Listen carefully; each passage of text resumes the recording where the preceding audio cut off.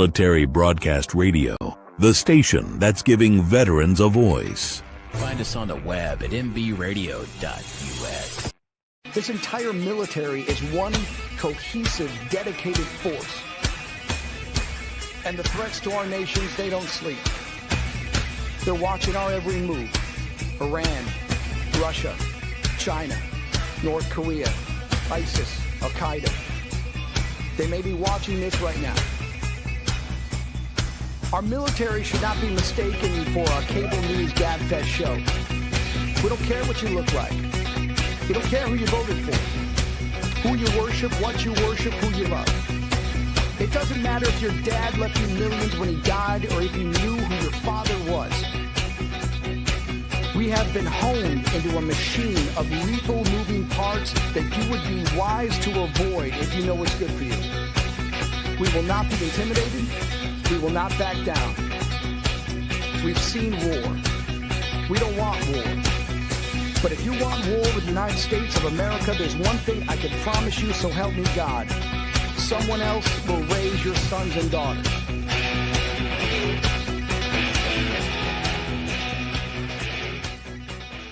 Military Broadcast Radio, the station that's giving veterans a voice. Find us on the web at mbradio.us.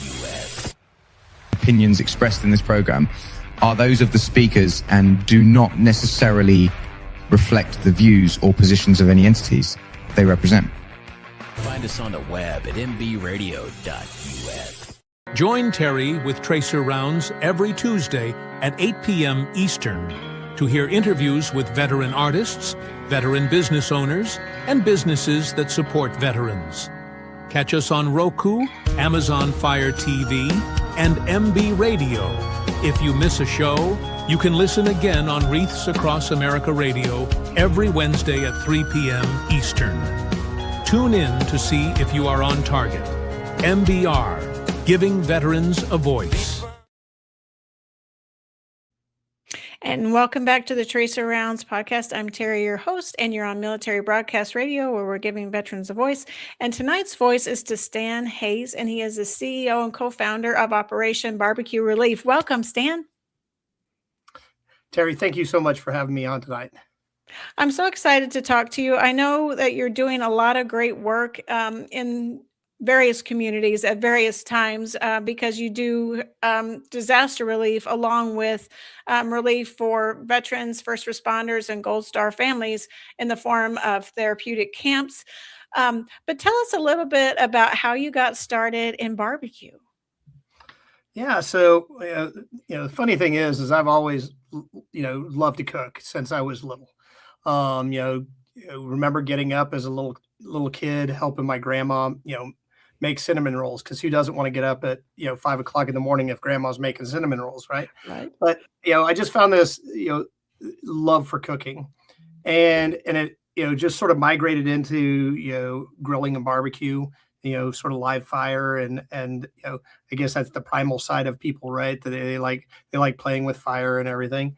And I was probably just out of college when I bought my first grill, but I remember my dad grilling and all of these things. And it just sort of progressed from there. I mean, I remember my wife, we were living in Texas, came home one day and said, "Hey, the VFW down the road's having a barbecue contest. And for your birthday, I'm going to enter you in it." And I'm like, "Are you crazy?" What you think my barbecue grill is, smoker is big, you have no clue what you're talking about. I'll get laughed out of the parking lot if I showed up with this thing. And I convinced her, let's just go to this barbecue contest so you can see what it is, because I don't know all the rules and everything yet. I think it'd be really cool to learn. We went there, and the first thing out of her mouth was, "Oh my gosh, you would have got beat up by all these people with that, with this little smoker." But that was the beginning of me learning the competition barbecue side of things, and moved from Texas up here to Kansas City, another big hub for barbecue, and started learning and going out to competitions with pit masters and people with teams, and started learning the ropes. And that's where it just sort of started from. Is I told my wife the very first contest I ever went to, I called her after the next day, and we got a couple of calls and done pretty well. And she's like, all right, I'll see you when you get home. I was like, no, you don't understand. I may have got 2 hours of sleep. If you don't talk to me, I might hit one of these big oak trees in central Missouri here as I'm driving home because, I'm so tired. So I need you to talk to me, talk for, the next hour until I get to a place I can get a big iced tea or something. Right. Oh my goodness. So, but really that beginning of meeting the people in the competition barbecue world and the camaraderie and the friendships that I have to this day that started from that is really, part of the genesis of the organization. We're coming up on our 15-year anniversary here in May of the Joplin, Missouri tornado. Mm-hmm. And that's when our first, foray into this was, a bunch of barbecue guys that said, who better than us to go down and set up in a parking lot with minimal needs and just cook for people than a bunch of guys that do it for fun on a weekend to compete against one another. But we'll just come together and, that was the idea. And we put it out there on Facebook and, started texting it to friends and everything. And, next thing you know, what was going to be, 4 or 5 days in Joplin, Missouri, cooking barbecue. We were there cooking for 12 days and did over about 120,000 meals from a parking lot. Wow. That's amazing. So it just, it shows the power of that community coming together to want to help and do something different, than setting up and competing against one another. And again, from there, that's the beginning. And now 15 years later, we've provided over 13 million meals across 42 different states, the Bahamas and Jamaica this last year. And, we continue to grow in that, but that's where we also find what we can do on those blue sky days when it's not so gray out, where we can continue to give back. And that became, our big push. About 2019, we really started putting some rigor around these programs for our first responders, our veterans, active military, their families of the fallen, was, how can we use, grilling and barbecue, the passion that we have, to give back, and it started, and to this day, we still do some barbecue academies where we'll immerse people into grilling and barbecue for a couple of days, end with a little friendly competition, because, everything should have a little friendly competition that's going on, especially if you're doing fire versus police, you got to add some of that, or, different units. Right. Yeah. There's got to be some bragging rights somewhere. There's got to be a little bit of skin in the game to really push. Right. And that's how we started getting in there. And then, COVID happened and it halted everything that we, all the good that we were doing at VA, at police action leagues, on bases across the country, closed up and vanished overnight, so to speak. Yeah. I think we had 25 events scheduled for 2020, and we did 3. Wow. And to this day, we struggle to get back on at a VA doing any kind of activation, or on a base to do any activation, because things have changed so much. People have changed so much. You don't have the same leadership so they don't know who you are. They don't know what you've done in the past. Right. So for us, it was, how do we do things differently? Instead of chasing around the country, finding a destination location. And one of the best destination locations in the country, in the central part of the country, is Lake of the Ozarks in central Missouri. Beautiful country. And so we started looking for a place that we could build a little camp. And, a little camp turned into a little bit bigger than I think what we thought it would be at the beginning. But, we found an amazing place that a husband and wife had made their, forever home at. He was a retired Air Force pilot who, when he retired from the Air Force, decided he'd go to work for this little company down in Memphis, Tennessee, that decided, hey, we're going to try to start moving packages by air.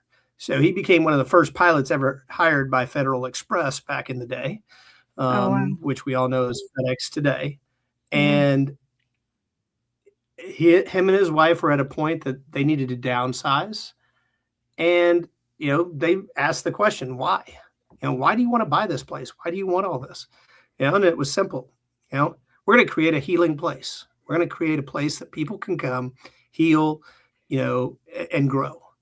And, what we didn't realize at the time was how much it resonated with them. They had lost their youngest daughter at the time they started building this big log home on the property that we call the lodge today. And they turned that into their healing, in finishing the log home and doing that, doing the final steps through everything, but building out their forever home. And so we were very lucky to find a place and find people that wanted us to have it. Wasn't free, but it was, we didn't pay a retail rate for it either. That's awesome. But now we have 190 acres that sits right on Lake of the Ozarks, where we've built a dozen cabin units. We've taken a 22-year-old horse barn and turned it into a culinary education center. So I tell everybody as we're joking around and I'm telling the history, I'm like, where you're sitting right now used to be dirt and probably some horse dung, as well. Right. But, with that, we've been doing, this will be our year 3 of camps down there, with the facility. We have some growing to do. Our very first camp that we had in 2024, about 36 hours after everybody left the very first camp, the first building ever built on the property burned down from an electrical fire. Oh, no. And it wouldn't have been so bad if we wouldn't have just built a bathhouse inside the lean-to of that building, for our glamping cabins, because we have 6 glamping cabins down tucked into the woods there too. So, we're managing through those things, and we're going to make great lemonade out of this, because we're going to turn around and we're going to build what we don't have instead of what we did have. We've already rebuilt a shop. That was easy. But we didn't have a multi-purpose center. So now we're in the, let's raise the money phase to get this built to where we could have a, breakout rooms, where we could have the bathhouse, but then we could have, for lack of a better term, call it a gymnasium, a big open area that you could do multiple different things with. A big rec room kind of situation. Yeah. And so for us, all of this is building this infrastructure so we can bring in families. We can bring in first responders, veterans, active military, their families of the fallen, and really focus on those that are struggling, whether it's struggling from a physical or emotional injury, whether it's the separation piece of retirement one day, we know it's happening. We know it's a real thing. One day they're serving their country. The next day they're sitting at home, and they feel like there's a loss of sense of purpose, a loss of sense of, camaraderie, team, all of those things. And, what we can do with the camp is we can show them that there's anywhere from, another 15 to 20 people there that are thinking they're in the same boat by themselves. Right. And that just starts. And then when you start adding food, we talked a little bit before the show, right? Food's the greatest unifier in the world. And the reason we do this is we want to break bread together. We want that ceremonial piece, as a group. But, if we can unify everyone around food, if we can use food to be that conduit, and then we know that the science behind the culinary therapy or teaching them to cook, is very similar to art and music therapy, because it's stimulating same parts of the brain. when we're going through this. So, I mean, there's this roller coaster of things that we're going through. And during all of this, we may end up with another tornado, a hurricane, and everything else that we're running off to. Right. And getting out there and trying to ensure that as the mission of the organization continues to move forward, we're able to do it all. You know, and we're very fortunate with an amazing group of, you know, staff, but an even more amazing group of volunteers, which is always the next step. I tell people in, you know, when they come to the camp, when they come out and do these things, you know, and see and feel and everything, a lot of them become volunteers. I've probably had in the last 2 years, the growth of people coming through the camp that come out to disaster deployments, that come out to events in communities. I mean, we do a lot of events in communities to support our heroes, whether it's cooking for firefighters on International Firefighters Day, or, you know, National First Responders Day, or like we talked about earlier, you know, hearing about a reserve unit that's been gone for 14 months and doing a celebration of welcome home with the family and families and everything. So all of these give an opportunity for them to continue to serve. So how many people can attend one of the camps, and what are the qualifiers to get into a camp? Yeah. So we'll start with, so we have a dozen cabins, and 8 of the 12 cabins are really set up for what I'll call family style, which is a full size or a queen size bed and bunk bed sets. You know, everyone, you know, with their own bathrooms on each of them, all built to ADA compliance in the area, which is a little tough when you're on the side of a hill, you know, and around Lake Ozarks. But we were able to get all of this done. The last 4 are a lot of times are used with you know, counselors or people that are coming in to help assist with that. We find the sweet spots around, you know, 20 people.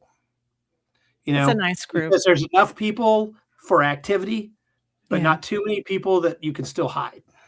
Right. You know, Yeah, because some of us you can would hide in hide. numbers, you know, easier than you can hide in small numbers. Right. And so you can't recluse. You know, there's a lot of. We built things very purposefully as well. I mean, the cabins are very nice, but they have a lot of light. You know, so no one's going to go in there and snuggle in probably because it's all dark or something like that in the cabin. But we also don't have any TVs in there. There's no Keurigs in the cabins. You want a cup of coffee, you're going to come where everybody else is getting a cup of coffee.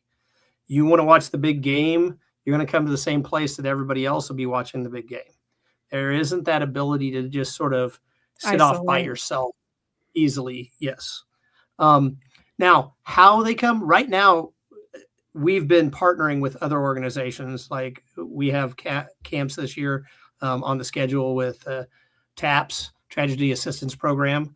And they did, I think, 5 last year, and they're going to be doing, you know, more this year than they did last year of Gold Star camps down there. We have some local organizations that right now we're working with these different organizations that have a vetting process for coming. We're working on our own process of what that's going to look like, right? You know, not everybody is a good candidate to come. You know, not everybody's in the right, you know, in the right stage of the process. You know, some of them are, you know, some of them need more time. Some of them need real counseling. Some of them need, you know, to really figure out things before we get there. And for us, we're working with a local group that's helping us build that out. That's sort of where their sweet spot is, you know, from the counseling side and everything. So we want to do it right.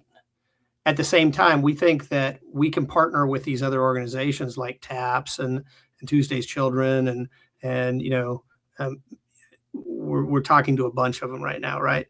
And so if we can utilize the camp and augment their programs with the culinary therapy and then the outdoor adventure piece, I mean, on 192 acres, as you can imagine, we got a lot of trails. Yeah. We got a lot of hiking trails. We got ATV trails. We've built an axe throwing range, a archery range, and a skeet shooting area. Oh, wow. So we have these different and most people, when you say 190 acres, they don't really think about the Lake of the Ozarks. But if we put it on a flat plain, it's probably closer to like 225 because of the hills and valleys and everything through the area. But then we have the water. So I'll tell you, with the young adults that come out, fishing has been the number one thing. Yeah. And I'll tell you what, it's pretty amazing when you see a 21-year-old or something that's never really fished in their life, and they catch them, a little, not even a keeper, but just catch a little catfish or a little bluegill or something like that. And, it just totally changes them. It's pretty exciting. It's exciting. You get, and all of them get excited for each other. Right. Right. But this last year, I finally told him that we're going to bed. It's like midnight, and we're down on the water, the dock. The lights are on, so the ceiling's crawling because of all the flying critters. And if you didn't have music going, it would have been, even louder, down there. And I finally was like, all right, I've had enough.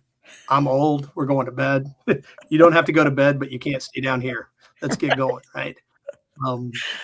But those are the things that I think that make it a 5-day camp experience like this, so much more for them is that, the things that in nature, especially people that don't necessarily have it that easily available to them, to be able to go walk out in, and I mean, I had kids getting up, at 5:30 in the morning when one of our veterans that volunteers out there would get up and go open up the gate and everything. We call him sort of the deer whisperer. The guy will walk around with like a milk jug with some cracked corn in it, and he'll just shake it like, and it's like the Pied Piper of deer. They just start coming out of looking for Gene. And so these young adults would get up and go out there early in the morning just because being so infatuated with, watching the deer come out of the woods and just, being all around. And things that I think we may take for granted, right? I go down there, I see there's never been a time in the 4 years that we've owned the property that I've gone there and never seen a deer. It's never happened. Wow. And around, as we get into turkey season, it's going to be the same way. I'm going to see turkeys, all over the place down there. You get into the foxes, the bobcats, the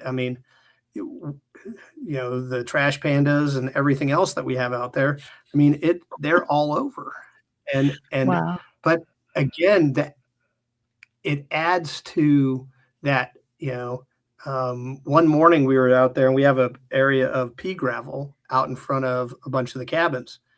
And, I was in there getting coffee at about 6:30 in the morning. And I think it might have been the widow's camp, and it had been pretty warm. So that pea gravel gets nice and cool at night.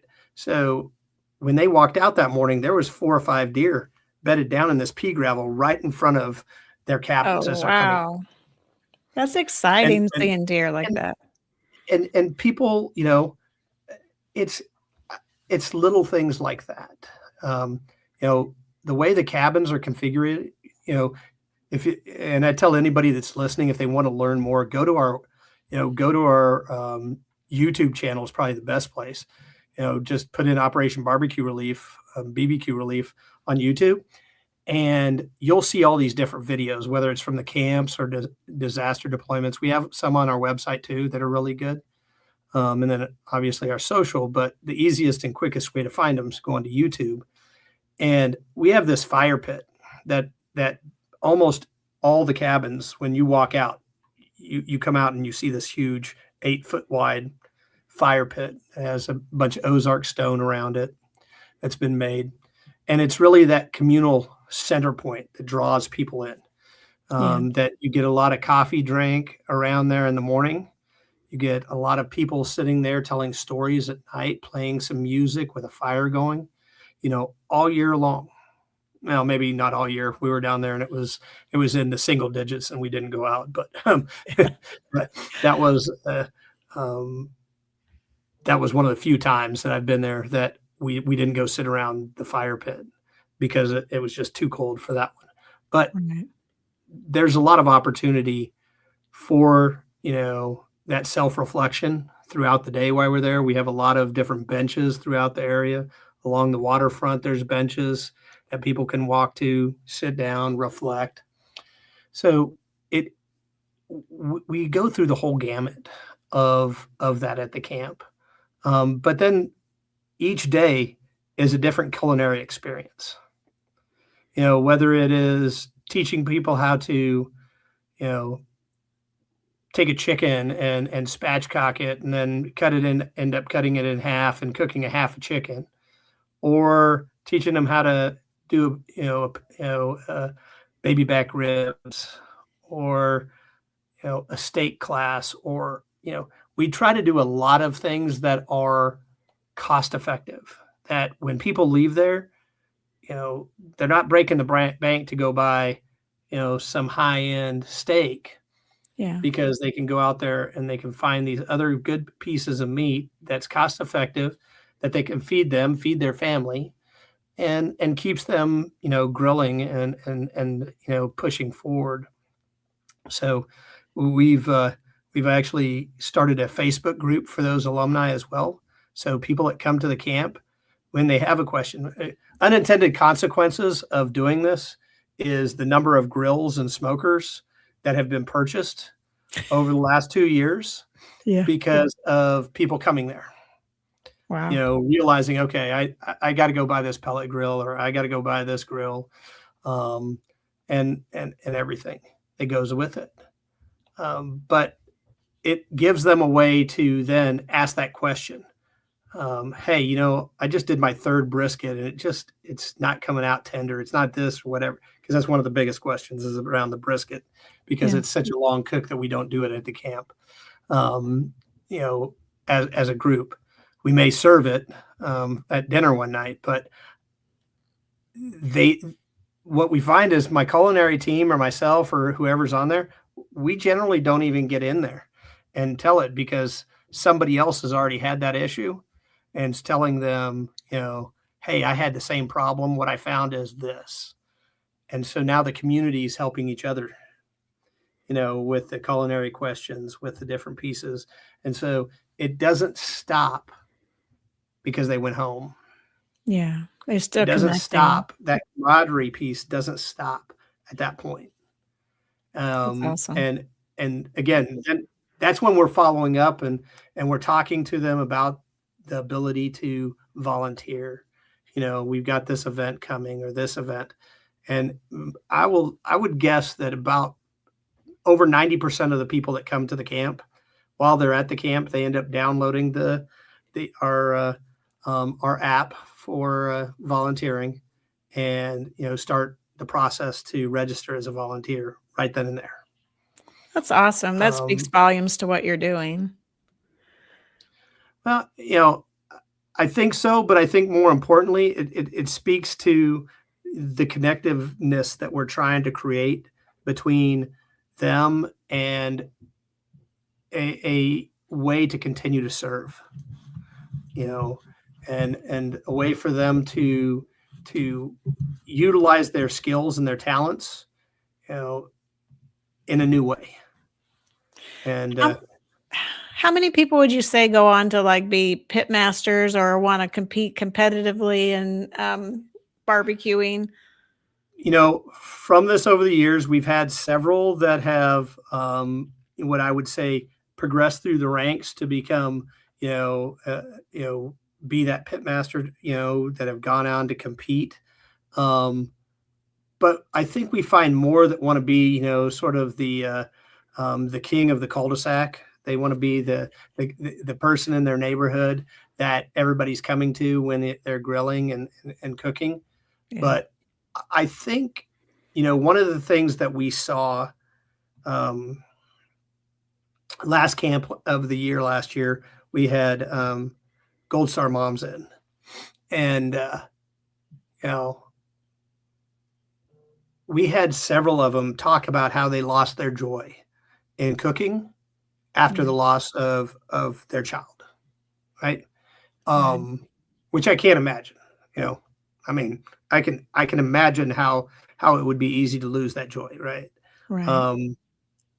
But coming there and cooking together with other women, that have had the same feeling, we had multiple women come up to us afterwards and tell us what they were planning for Thanksgiving, and they hadn't done that in years. Oh. I got to see one of the moms. She came out. We did a tailgate before the Army Navy game last year, and she's up in Baltimore area. So she and her husband came out, and so I got to meet the husband but she had posted a picture of amazing looking cookies. I couldn't even tell you what was in them, but I was just like, yeah, I'll take a dozen of those. I mean, they just looked amazing. And she reminded me in that it was the first time that she had baked since she had lost her son. Yeah. So it's good therapy cooking and being together. Yeah. And when you hear things like that, it validates what you think, it validates what what you're seeing, what you're being told from the science side of things will happen. Yeah. But when you hear it, it means so much more. Right. Yes. So, touches your heart. It does. It does. I mean, I tell people, look, the first time I ever handed somebody, something as simple as a pulled pork sandwich on the worst day of their life, because their home was probably gone and everything else. Yeah. And they thanked me. I'm to this day, I'm still at a loss of words. I do it easier now, but it's the most humbling feeling. I tell people humbling's probably an overused term in this case, but I can't think of a better way of saying it, and it's very much the same thing when, at the end of a camp when they're leaving. Like, I'm the king of the Irish goodbye. I leave a day before the camp's over. I don't want to be there at the end. There's enough emotion that's been going on anyway. But at the end of it, when you get to see that, the bonds that have been, made over that 5-day period, and a year, 2 years later, those bonds are still out there. And we have a group of siblings that came to the camp in 24. Mm-hmm. And the majority of that group still keeps up with the pitmaster chef that we brought in. They still communicate with him. Oh, wow. To this day, and so to see that kind of, connectiveness, that we just know we can help more people. It's really about getting more sponsors on board so we can bring more people out there and build out what we need,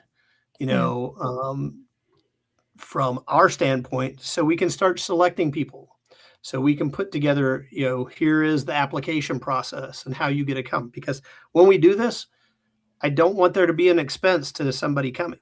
That's one of the things that we have with organizations is that, look, we're giving you this price, and this price is so you can continue. You need to pay for the people to come here, because we don't want there to be a cost to them to be coming to the camp.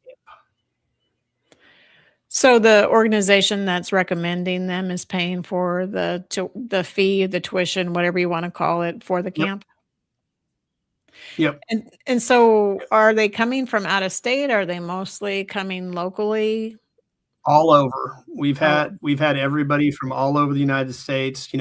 We've had people that have driven, that wanted to drive, 12, 14 hours to come to the camp instead of flying, which I get it. Some people don't like to fly.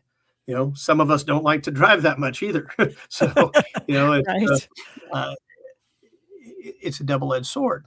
But yes, the big thing is, and unfortunately, it's not that way at all the camps out there. I've found that there are organizations that, it's free isn't always free, right? It is, hey, Right. yeah, it's free to come, but you're going to have to bring your own food, or you're going to have to find your own way here, or Yeah. if you want to do extra things, it's not included. You'll have to pay for that. We don't want to do that. If again, a lot of the not a lot, but over 50% of the organizations probably shy away from the skeet shooting because of the guns. And when we know that is a big trigger out there, and we have Gold Star families there that have lost family members from suicide, yes, we completely understand, and we gladly don't even talk about it. But at the same time, there's also people out there that are like, hey, I had a lady go, man, I really wish we could do that. And I said, well, a different time, she goes, my husband was a sniper. He always invited me to go out to the range with him, and I never did. And I think it would help me if I could go do that. And I'm like, yeah, I think it probably would. And I know since then she's actually gone and done that, just because we were able to connect her with some other folks. So she could see that and feel that. Yeah. And so, there's a lot of things that I think as we continue to grow, we'll learn more. We don't by any means think that we have any of this, down 100%. What we do know is we have an amazing space that we're creating the right atmosphere, and the culinary therapy portion of it, we know is making an impact. So what the next steps are around when we start doing our own is in sort of that counseling piece without somebody feeling like they're sitting on a couch being, psychoanalyzed or something like that, Right. is creating that piece next, right? Is how do we continue to help them, and then, connect that with them afterwards to see their journey and how it continues to move forward. It's not easy. We've tried to do a little bit of that on the disaster side and connecting with people after the disaster happens, as they go through their rebuilding process and getting back in their home and getting back to normal. But it will be easier, with the camp than it is, hundreds of thousands of people that are displaced, potentially in a disaster. Right. Yeah. Because the people that are at the camp can go home to a normal, well, sort of normal life, whatever you want to say, but a routine, I guess, is a better way to put it, a routine that they're used to. But people that have been in a disaster are displaced, don't have some resources they used to have, and so that is a little tougher to navigate. So how many people do you have that go out to these disaster sites? Because just looking online, I saw a whole line of trucks. I was kind of amazed at the convoy that was shown in the picture. About how many people would go out So, on a deployment? I've got a full-time staff of 30 people that Wow. are across 10 different states, maybe 11 different states. Um, you know, but I have what I'll call a few thousand highly engaged volunteers. We've got a database of over 25, of like roughly 25,000. Wow. But of that, you're talking a couple thousand are really engaged. They're the ones Yeah. that, you know, would fly across the country if we needed them type of thing, and they could get the time. So in that one that you saw, that was a mixture of our team and our volunteers in that convoy. That was heading into Hurricane Helene. After Hurricane Helene, we had, and because the way Helene came in, we ended up having to move. We were staged south of Atlanta, and ended up having to move over to Birmingham to be able to come down and come in behind the storm. And then once Milton happened, we were still working in North Carolina, South Carolina, East Tennessee for Helene, but then we had to revamp things down in Florida for Milton, taking even more damage across the area. And that happens to be the largest disaster we've ever done. It happens to be the largest. In 2018 was the first time we ever did multiple sites. And sort of split the baby with two different major locations going on after Hurricane Michael in the Panhandle. And a lot of people were questioning whether we could do that back then. No one questioned it when we started talking about feeding in 5 to 6, 7 locations after, back-to-back hurricanes, in 24. And, for us, it culminated in about 7-8 days in a row of breaking the record of meals served in a day. Wow. Our previous record was from Hurricane Harvey in 2017 at just shy of 56,000 meals in a day. Wow. And we broke that record, every day for, I think it was 8 days before we started coming back down. I mean, we were still breaking that record, but breaking the daily record after that until we hit just over 78,000 meals between all the locations in one day. But in that parking lot in Pinellas Park, Florida, we ended up just over 70,000 meals out of a parking lot. And people hear that number, and I think it makes people a little numb. They don't really understand. They're like that. They know it's a big number, right? Yeah, it's definitely. So you remind them, well, what we did today basically just served everybody that attending a football game at Arrowhead Stadium and most of the workers that are working there. That's How many people does it take to feed that many meals? Like, what's a team look like? How many people would be like, how many were involved in that 70,000 meals served? We probably had about 250 volunteers. Wow. And then the staff, on the ground. But what we've learned over the last, since 2017 with Hurricane Harvey moving forward is our volunteers have gotten better. And what I mean is they've become, they understand how to do this. We've trained them more to where they're worth, 2 to 3 brand new volunteers. What they can do in an hour, they can probably do 2 to 3 times what a new volunteer can do. So when you have a mixture of it, I would guess that day between all the different locations, we were probably pushing towards 400, volunteers that day. Wow. That's amazing. And it's an assembly line. It's a process. Yeah.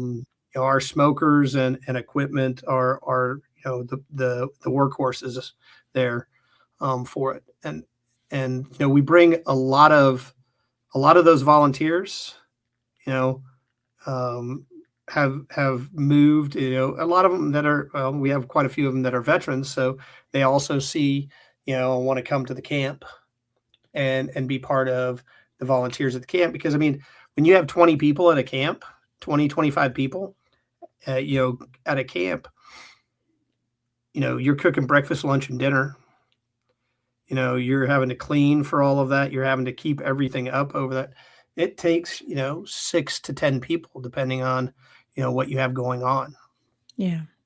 and the more activities you have going on, the more people you need to be able to, ensure safety for the activities.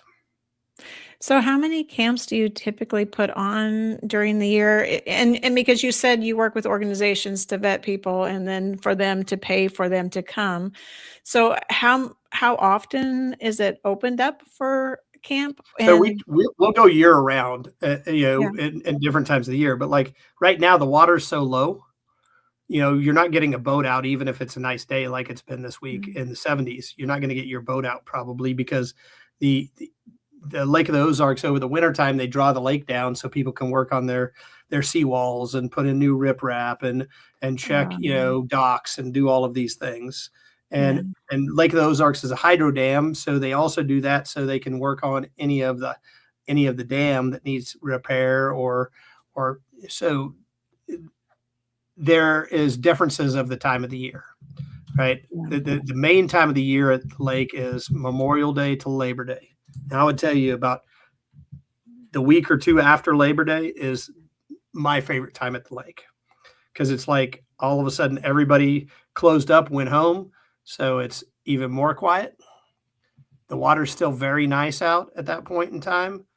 You get a little bit cooler maybe in the evenings to be able to sit outside. So I enjoy that time of the year a little bit more personally.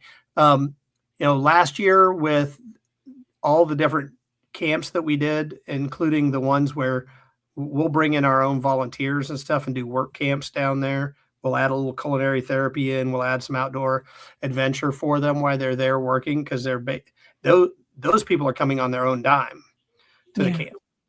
I've got one scheduled here in March, and I think I already have 32 people signed up. Oh, wow. So the glamping cabins are going to be full. Everything's going to be full when we do this, but it's going to give us this huge jump start for the spring of spring cleanup, all the leaves, everything.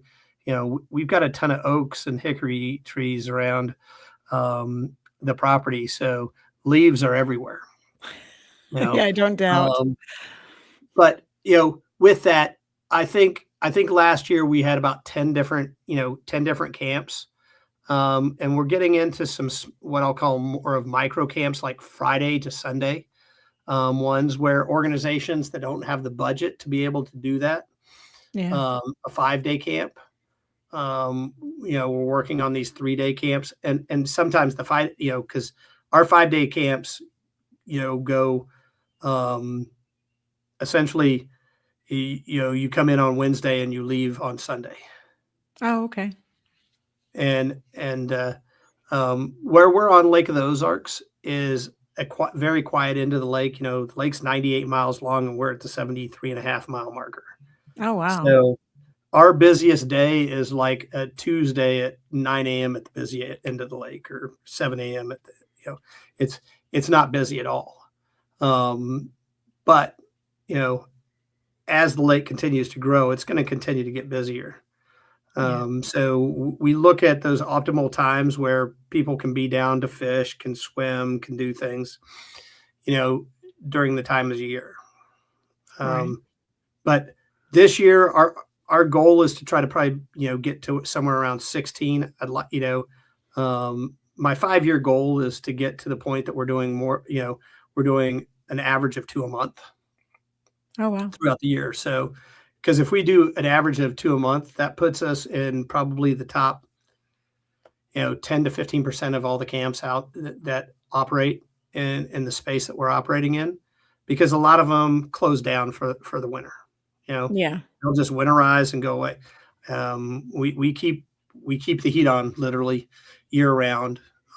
We also utilize it for training purposes of our own teams and stuff, because it gives us a place that we can bring people in, house, a good number of people. If we took every side of every bed that's at the camp and the lodge and everything, I think I told somebody we're at like 78. Oh, wow. We could house. That's a good number. Realistically, with going in and if you had, with the bunk beds, if you had 3 in each one of those, that's 24 people in those 8, and 4 more. So you know, you're at 28 in those cabins. You go down to the glamping cabins, you know, you're 6, 9, you're another 15. Oh, wow.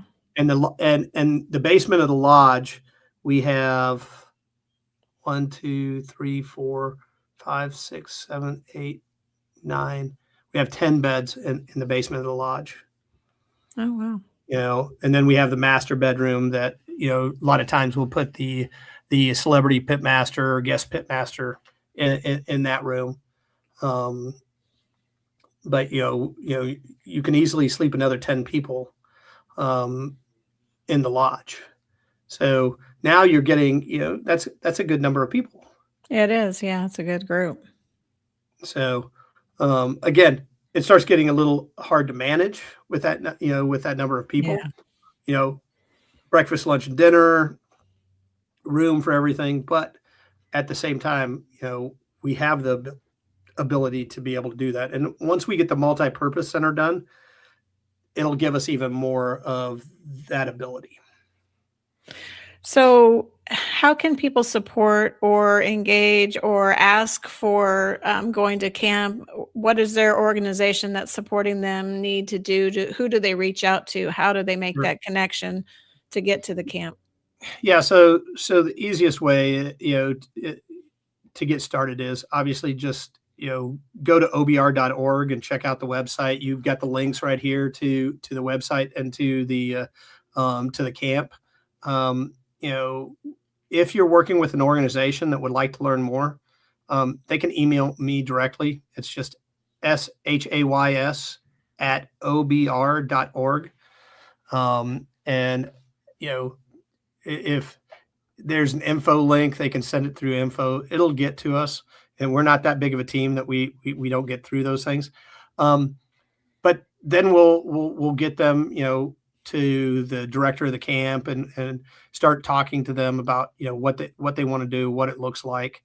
For people that are looking, I would tell you, especially if you're like a techie person, right? Go get on your phone and go to the App Store, whether it's, you know, the Apple App Store or Google Play, and download our app, which is OBR Volunteer. When you download that app, you can register as a volunteer right from there. You know, that we do a background check and we do these things, you know, for safety purposes of everybody. But once you get done with that, you'll see every event that we have scheduled across the country. And last year we had 114 non-disaster events that we did across the country. You know, That's a lot. so it will tell you about volunteer opportunities. It will tell you, like right now, you know, like I said, we have 32 people coming, and we'll obviously some people back out and everything, but you know, that's going to be the biggest group that we may have down to the camp for that work week in March, you know. And if you're an organization that's interested, you know, we also have what we call a VIP camp experience. And what it is that's March 23rd to the 25th. So you could travel in and you can spend a day at the camp doing what, you know, the camp attendees would do, whether it, you know, get up, breakfast, lunch, dinner, obviously, but culinary therapy, outdoor, you know, adventure, and get to experience several of these things to give you an idea of, you know, if you did a camp, what they could expect. Yeah. So we do 2 or 3 of those a year because we have enough organizations that want to learn more that, you know, that we schedule those. And so we have that one coming up. But more than anything is, you know, start following our social media. You know, we have really great social media team, and they put a lot of great content out there about what we've got going on between the camp, disaster, non-disaster programming out there. And it's the same handle on all, you know, everything that you're on. It's just OP BBQ Relief. And whether that's Facebook, X, TikTok, you know, we're on all of them. You know, we're not big on TikTok, you know, but my team's trying. You know, we've got stuff out there, but I think more importantly is we're trying to get to where people are. And then watch for opportunities, whether it's opportunities to be involved, whether it's opportunities during the fundraising stage to help out. There's a lot of good opportunities, and if you can't volunteer and you have the wherewithal, donate now. People that are donating right now are basically helping us be prepared for, the next disaster that happens. I mean, we just got done after doing about 25,000 meals in Mississippi from the storm outages. We spent over a week in Oxford, Mississippi, and the surrounding area, serving the communities. They were without power and single-digit temperatures, and I mean, shoot. Ole Miss shut down classes for like 10 days and told the kids to go back home. Oh, wow. If they could go, if they could Right. get out there, right? So, that was the first disaster of the year, and now you're already hearing, tornado warnings and stuff along the Gulf Coast. We've already started, the year off with for disasters, and so we're just preparing throughout the year, and the camp is part of that. So if someone's volunteering and they're going to a disaster, are their expenses paid, or do they have to pay their way to those things, or do they have to provide for their own needs while they're there? What does that look like? Great. So we do have some bunkhouses, and depending on where we're at or the disaster, we may have plenty of space. We also, many times, we have volunteers that have their own RVs or travel trailers and stuff. And if we have the space, a lot of times we will set up what I'll call a little campground where people can, come and bring their rigs. We feed the people breakfast, lunch, and dinner while they're on site. In cases where people would be able to give us basically 7 days travel time in and out, we have a nonprofit partner that will help fly people in. We'll get them on a Southwest or a Delta or United flight or whatever it is, and get them in. Generally not the easiest sometimes. You might travel, but that's why we say 7 days, so we can get a good 5 days of work on the ground for people. But, if they decide that, hey, I want to drive, we're not reimbursing them to if they want to drive in or something like that. We will coordinate, like I said, the flight side of things. But once they get there, they're pretty well taken care of for food and everything on site. Sounds good. So we have a couple minutes left. So is there anything you want to put out before we get off tonight? Is there any message you'd want to give to people, either about the camp or about volunteering for the disaster relief, or just in general about your organization? Yeah, I think that, there's a couple of things. One is, if you think you want to volunteer, don't wait for the disaster to happen. Like I told you, there's a background check and there's some things. It can take 48 hours to go through the whole process of, getting approved and everything. So don't wait for a disaster to happen, then get frustrated that, hey, I want to go today, but I can't because I haven't got all these things done. So do it now. Go ahead and, download the app, get in there, do all these things. The other thing is again, you don't have to wait for the disaster to happen to donate for us to be able to be prepared, to have the money there. So we need to react. We can, and do it quickly. I would tell you, follow our social media, like I mentioned before, and share the messages that come out with your network, whether it's a fundraiser, whether it is, we have an event coming up. If you share those things for us, and, you may not be able to go help, but maybe one of your friends can. Right. You may not be able to donate, but maybe maybe one of your friends can. Maybe somebody's going to watch this and go, hey, I want to go sponsor a camp. How do I do that? How do I become a sponsor of the camp? How do I do these things? And we have all of those opportunities. It's just reach out. Reach out to me. Reach out through info@obr.org. We'll get you to the right person. But we just know that we can do so much more together than we can divided. So as a country, as a group, we want to bring more people together. We want to work with more organizations because we do much better work that way. Right. Well, I appreciate you coming on tonight. We had a last minute connection, and I appreciate you sharing your story with us as far as how you got started in your 501c3 and the work that you do for the community under disaster relief, and then the work you're doing in the veteran and first responder community to help heal our heroes, our nation's heroes, of, you know, the things that they're going through, like you said, either a loss of life or maybe just emotional PTSD type situations for some of our veterans or first responders. So I really want to thank you for coming on tonight and for sharing your story. Thank you so much, Terry, for the opportunity, and look forward to talking to you again soon. Sounds good. This is Trace Around signing off. Life is like a duck. Tough times don't last, but tough people do. Here at Military Broadcast Radio, we're teaming up with our friends at Die Tired, the veteran-friendly music band spreading strength, resilience, and mental health awareness one shirt at a time. And check this out. Their brand new shirts feature broadcast beaker right on the breast pocket. A reminder that you can weather the storm, and you're never alone. Shirts are only $25, and proceeds support giving veterans a voice. MBR's mission to teach veterans how to podcast and videocast. Because when our vets are talking, they're not overthinking. They're not second-guessing. Together, we stop the 22 stigma. Grab your shirt today at mbradio.us and hit the shop.